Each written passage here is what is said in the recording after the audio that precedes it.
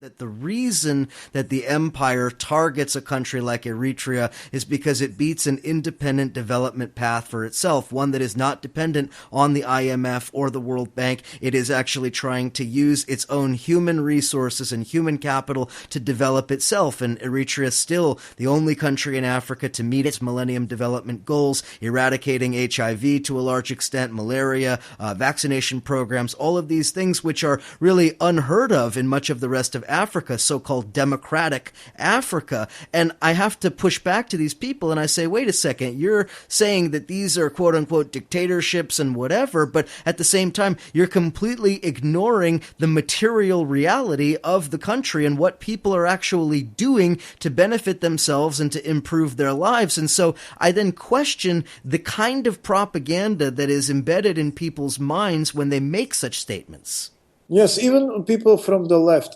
And Eritrea, especially people from the left. Especially people from the left, yes.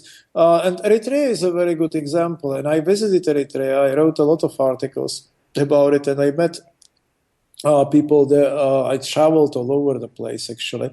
And I was very, very impressed because it's a brave, very proud nation which fought absolutely horrific war.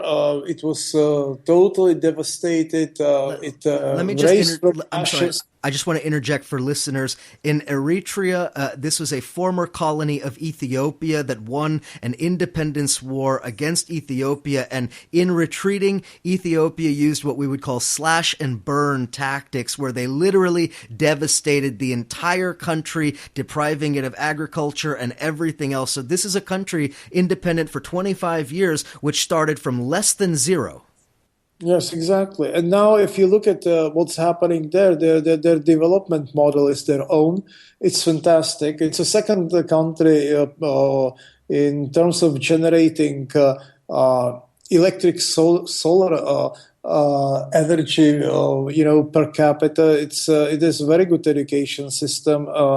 But then again, it's also a country which is working in this internationalist realm when, let's say, China built a fantastic hospital there and Cubans are working there.